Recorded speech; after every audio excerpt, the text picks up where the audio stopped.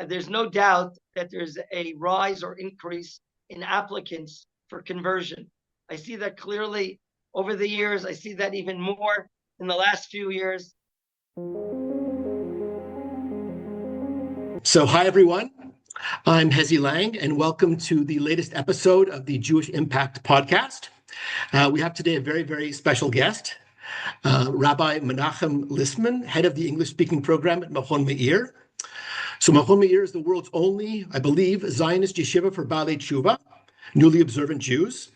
And over the past few decades, the Machon has introduced thousands of Jews to Judaism in the spirit of Rav Kook and Torah Eretz Yisrael, which we'll learn more about soon. Besides his position at Machon Meir, Rabbi Listman is also a pioneer of the land of Israel and lives in an outpost near the town of Beit El. So welcome to the show, Rabbi Listman. Shalom, Chesky. How are you? Okay, great. Great to have you here. So let me tell you a little about myself. Yes, I'd love to hear about your personal story, what your connection to Judaism is, and how you ended up at Machon Meir. Right. I think essential focal point of my work here at Machon Meir for the last 37 years, thank God, is that I was myself inspired at Machon Meir. I grew up in a traditional, quasi-traditional home in New York, not a Shomer Shabbat home. And after college, prior to a thought of maybe going to law school, I really didn't know what I was going to do. And I escaped and I came to Israel. I came to a kibbutz ulpan. I learned Hebrew. I was very excited to see the land, to meet the people, to visit the history and Tanakhic places. And I came to a decision after my 6 months that something is really lacking. And I was a little bit turned off of Judaism, to tell you the truth. And I was looking and pursuing the truth. And I asked around, what can I do? Where can I go? And why were you? Sorry to interrupt you, but why were you turned off by Judaism? What back then? I saw the level of quote unquote religiosity in the kibbutz, and I was very critical at that age. I was 20 years old, right after college, and I was searching. I didn't know what exactly I was searching for, but the way it portrayed to me, it didn't excite me. It did the opposite. And I started asking a question: is Judaism one big bluff, or is there something real to it? And several people directed me, thank God, to this place called Machon Meir. I joined the first class I'll never forget. I heard from the head of Machon Meir, Rav Dov Bigon, who grew up together with Ehud Barak, who became the defense minister and prime minister, as you know. He taught a class on Orot HaTshuva, the lights of penitence. And I saw and understood that Judaism was being handed over in such a dynamic, in such a deep way that's reflecting a nation, a land, a movement of tshuva, a process of history. I said, gee, whatever I heard about Judaism in the past in New York, that's nothing like it. And I felt that my soul was basically like a magnet, that I wanted to be related and involved and internalizing this ideology, these ideas of a Torah that reflects a nation, a country, a redemptive process. So I studied here for 2 years, if not more. Wonderful, small school, very warm, a majority Sephardi. I was used to the cold Jews of you know where. And here it was a lot of warmth, a lot of love for who you are, and not measuring you or sizing you up. And I fell in love with the country. I fell in love with Israel, with the Torah. And after 2 years, I went to Yeshivat Beit El. I learned there for another 5 years or so. Wow. I studied education. I got my a degree in the teaching seminary. And I started searching, what should I do in life? And I was actually thinking of I did take a bookkeeping course. I didn't know if I should go into education or not.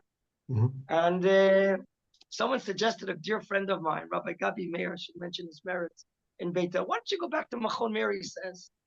Maybe you have something to offer. And when I studied in Machon Meir, there was no English department whatsoever. It was only a small Israeli institution. Yet my Hebrew was at par, that I could study with the Israelis. So I took the advice. I knocked on the door, and I spoke to Rav Bigon. He was excited to see me. Of course, he had been to my wedding years before. And of course, what he said to me, there's no money. involved. But No, there's an English department. it's- You can go knock on the door. Yeah, I knocked on the door and I met with the great Rabbi Tzvi Kleiman. Of the picture here on my right. wall. I know You him. want to see Yes, it? That's Rabbi yes. Tzvi Kleiman, Sadiq. Yes. righteous blessed memory. And I didn't know, but when I introduced myself to him, he said, "Well, I was at your wedding a few years ago." But was good friends with my wife's parents. They made Aliyah, B'nai Akiva groups. They knew one another from New York, Chicago. The Rav was from St. Louis himself.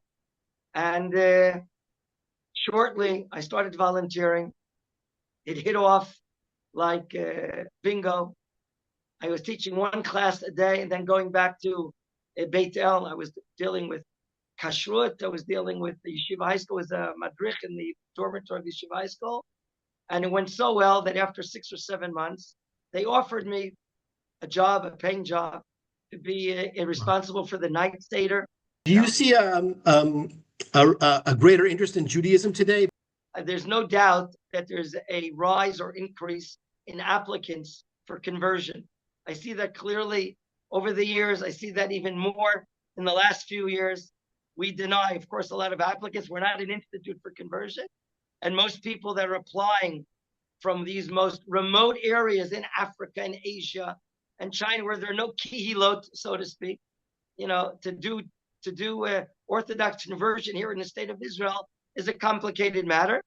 So most cases, these applicants don't even meet the ceiling that we've set for those to be accepted.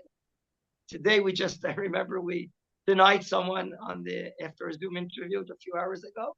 There's no doubt 1 or 2 a week I deny at least. Wow. We have a great history or great record for Gior, but more and more people, I think it's a simple function. The light of the Jewish people is coming out. The state of Israel is alive. Am Yisrael Chai V'Kayam. People can see digitally on the press, in WhatsApp, what's going on in this country and how we're managing ourselves. The light of the Jewish people is getting out. And therefore, there are these special souls, as Chazal say, that were connected to Sinai historically, that are coming awake. But it's not just today. It's a function of the last few years. More and more people are wanting to do Gior. And we have wonderful people from amazing areas, from Europe and in Poland and in Russia, a Russian guy that moved to Canada, and people from Nigeria and Kenya, and people from Japan and Hong Kong. We have people all over the world, from Holland. Can you tell me a couple of interesting stories of Giurim that you've dealt with, of converts that you've dealt with? I have a unique person who was a very high-ranking officer in the Dutch army. He was, in fact, the controller of all the accountants in the Dutch army, high-ranking officer. And he saw in his life, he saw in the European way of life the shortcomings. And he met some Jews from some other countries, in fact, and he noted the differences, and he took a liking to them. And amidst his career as a high-ranking officer, he started going to synagogue. And of course, in many of these countries, it's not easy to get in. They're very, very closed-minded people. In European countries, they're not interested in accepting people to convert. And he found a way. He found the rabbi of the chaplain of the army, and he started studying. And he sends an email. He's been already connected 2 or 3 years. He comes here, and I must say, without mentioning a name, his Yirat Shamayim is so high. He's so dedicated. He's so special. He finished his Gior. He married a divorcee. They have a beautiful life together. And you know what he's doing? He's learning all day. Wow. He's learning in a Haredi kollel as a Tzionist guy in a Haredi kollel. And it's just amazing. Another short story about someone from Africa that he came. Even though he grew up in the villages with the wild animals, he received some sort of scholarship to study in university here in Israel. And he started taking a connection, a longing to the Jewish people. And he came back for another year of study, and he made a decision that he wants to join the Jewish people. I remember when he contacted me, I gave him the cold shoulder. I thought it was a wild card. He wouldn't be able to make, from Kenya to join the Jewish people. How much exposure he has doesn't have enough. Came to meet me. I rejected him. Wow. He made it big time. He's a very special person. He works in counterterrorism. Is a very, very important job. Wow. He can't even speak about it. He's not allowed to tell me about his jobs as well. He married an Ethiopian woman. He's from Kenya. He married an Ethiopian woman. And they're living a life in Judea and Samaria, building a family. Wow. And he sends me a recording a month ago, 2 months ago. He says, Rabbi Listman, it's now X years when I walked into your door for the first time. And I remember the way you accepted me, the way you shed your love and the light to me. I will never forget that for the rest of my life, he says to me, which, wow, what a compliment. He must have forgotten the first time that he met you, that when you rejected him. That was on the phone. Okay. I rejected him on the phone. Months later, he replied, I accepted, and I met him, and he remembers that. We have people from such different places. It's remarkable, and it's very, I think it gives you energy. It gives fellow students the energy, it gives rabbis and teachers the energy. It gives inspiration that we're dealing with a real Torah, a Torah of redemption, a Torah that we're now experiencing a revival, and that Gentiles from different ways and maps of the world are joining us. It's really, you come to work, and every day is a different day. You're meeting up with different people, different days, and it's really remarkable. It's amazing. What about Anus? Fantastic. What about Anusim and hidden Jews? Have you gotten any of those? Any stories from there? The Anusim is a difficult story, and they're usually turning to the Spanish-speaking department, and they have a lot of difficulties doing conversion because of obstacles that are created by some committee of the Ministry of Interior that are a lot of difficulties to do. We don't have really any dealings. We have prerequisites for someone to study for Dior, but I'll give you a classic case of assimilation in North America. A student comes to us. This is a story about 6-7 years ago. I won't forget it. He writes to me an email. I'm now in a program in the holy city of Tzfat. I've been here for several months. I would like to start studying Torah. I send him a typical computerized registration form and a request to write an essay, send it back, and we set a time and date for an interview. Short story, he returns the registration form and his essay. I grew up in Manhattan, in an assimilated house, and this and that. And I went to college, and now I'm a Baal Tshuva, and I like to further my studies. I read the line inside his registration form: father, born Jewish; mother, born Jewish. He answered the following question: father, yes, born Jewish; mother, not. What happened? He's not even aware that he's not Jewish. I say to my assistant, wow, this afternoon, we're about to meet him for the first time. And I have to be true to him. I'm going to have to break the news. Right. A boy that grew up in Manhattan, so assimilated that he didn't know halachically that he's not Jewish. I first met with him. I spoke with him. We were gentle with him. And after the 15, 20, 25 minutes of meeting him, I had to break the news. And I tried to tell in a very soft way. I praised him. I talked about his character traits. You're a very inspired young man. You have great aspirations. But I say to him, there's a problem. He asked, what problem?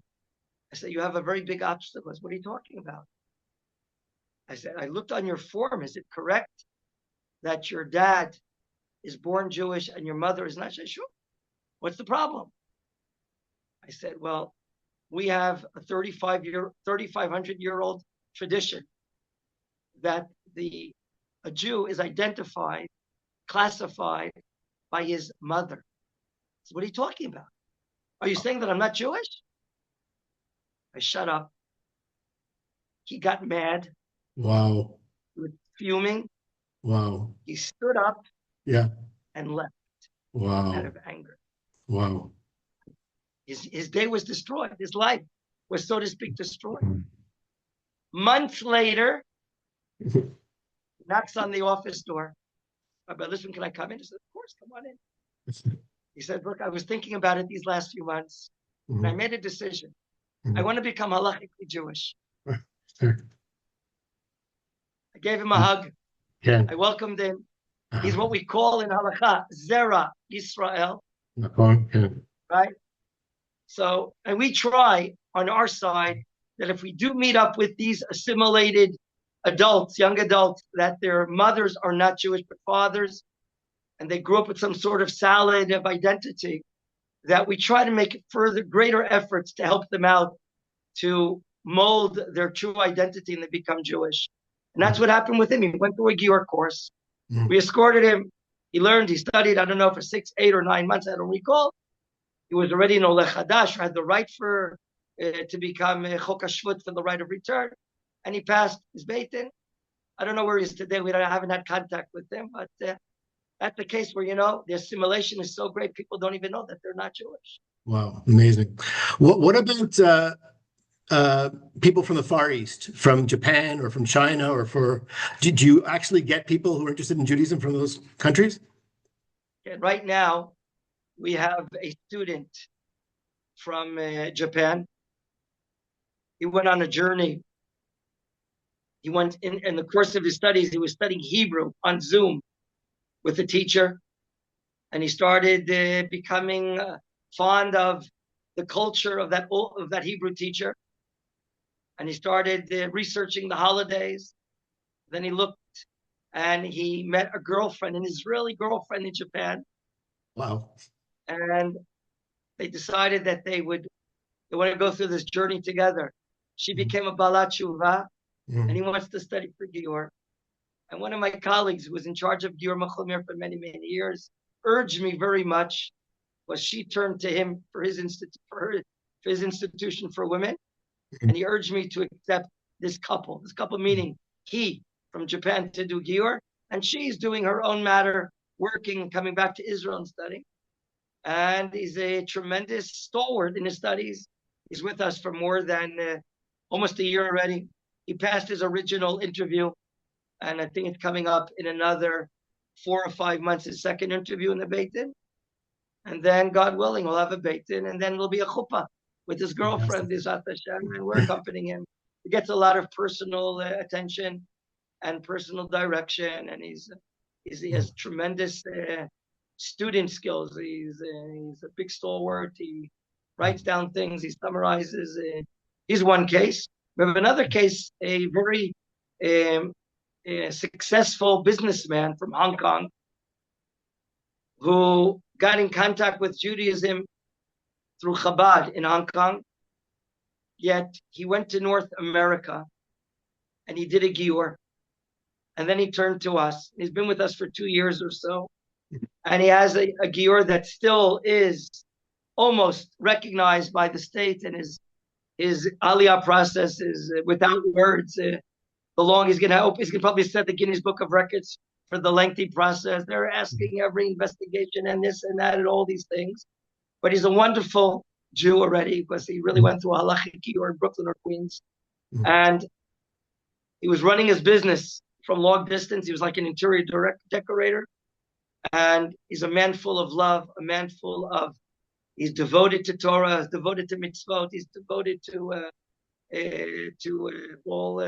tzedakah, to charities, about chesed. And he's here, he's renting a little apartment, and we're waiting that he gets his aliyah status. We've gone through several shiduchim with him. It didn't work, it didn't formulate. Something just also, he tried it last week, but it didn't work out. It's not an easy thing. His English is difficult to understand. We tried. There was Dafka, a Chinese girl that went through Neve. Someone introduced us to her. Yeah. And it almost worked out. It was like an engagement even, but then it was broken. I thought that would be the ideal situation. Wow. And hopefully, God willing. Yeah. Let me ask you in general, what is the kind of change that people undergo when they come into the Machon and when they leave the Machon? What kind of changes do you see in your students from beginners until, they've been there for a while? Interesting you asked. Today with my assistant, we were waiting to Zoom someone in Poland. We had a 2:00 appointment to interview someone to come to study here. And then we started talking about alumni. We mentioned a few alumni, and we've had a lot of successful alumni. When I say successful, meaning they integrated into Israel. They married Israeli women or Anglo women. They're building families. They have professions. This past Shabbat, we hosted a couple with 4 children from New Jersey that he studied by us 10 years ago. We mentioned, I took advice with another student from Irvine, California, or San Diego, went to Irvine College. He married an Ethiopian woman living in Netanya, has 3 children or so. Really our objective. Right. Because you mentioned it, let me just ask you also about that. Givat Asaf is where you live. It's an outpost, officially an outpost, I believe. And how you ended up there? I mean, you lived, I guess, in a house in Beit El. You must have had a proper dwelling, and yet you were willing to give all that up to go live in probably a caravan. I was actually thinking in your house, in your caravan. I don't know if you remember many years ago. A double caravan. You double caravan. Very nice. I mean, you really have a lot of self-sacrifice. It's really quite amazing, all because of your desire to help settle the land of Israel, to make sure it's not stolen by the Arabs, unfortunately. And you've been doing that for at least a decade, I imagine. And how did that happen? I'm sure it wasn't an easy decision. Okay. Maybe it was. Sorry. Hashem blessed us. I married a very righteous woman. God-fearing woman from a very prominent family of educators, of leaders. Israeli woman or American? Well, my in-laws made Aliyah 68 years ago from New York and Chicago through Bnei Akiva. Wow. My wife grew up in Kiryat Arba. Before that, in Merkaz Shapiro with Rabbi Druckman. And my wife's family, Rabbi Druckman's families, they were neighbors, educators together. Nonetheless, yes, we built a house. We had a private villa. We lived there for 22 years. We raised our 9 children there. And 22 years ago, about 18 and a half years ago, some of our girls come to us and say, Abba, we saw an advertisement in the weekly journal of Beit El that outpost called Givat Asaf is looking for a family to join them, to strengthen them. I thought they were crazy, my girls. Was it 4th grade or 5th grade? Leave a home to go live in a place that has no sidewalk? Anyway, I didn't take heed to what they said. And then a few weeks later, again, they remind me, and they're nudging me, and I'm trying to relieve myself of this distraction. And then my daughter says something really hitting me under the belt, I think. I don't think she's more than a 5th grader. She says, Abba, you're willing to teach Zionism, but not live Zionism? Wow. Whoa. Adkan. I said, that's it. And I said to myself, what is she talking about? So the truth is, I'll tell you the truth of my heart. I said to myself, I want to be Yotzei Yedei Chova. I'll fulfill my obligation. Meaning, I'll pick up the phone and call up the Mazkirot, the Secretariat of Givat Asaf. My name is this and this. And then I'll tell my daughter, yeah, I gave a call, and nothing will come out of it. So the day after I called, there was an ambush in front of my office in Machon Meir. Wow. An ambush meaning 2 or 3 of the noted settlers of Givat Asaf stood in front of my office the next day to talk with me, convince me to come. I was really surprised. I got hearing Avrichim from Merkaz Arav, and they convinced me that we came for a Shabbat. We brought the entire family, almost all of them, Shabbat. We made a group discussion. We made a decision to come. We helped build a second caravan. We moved 18 years ago.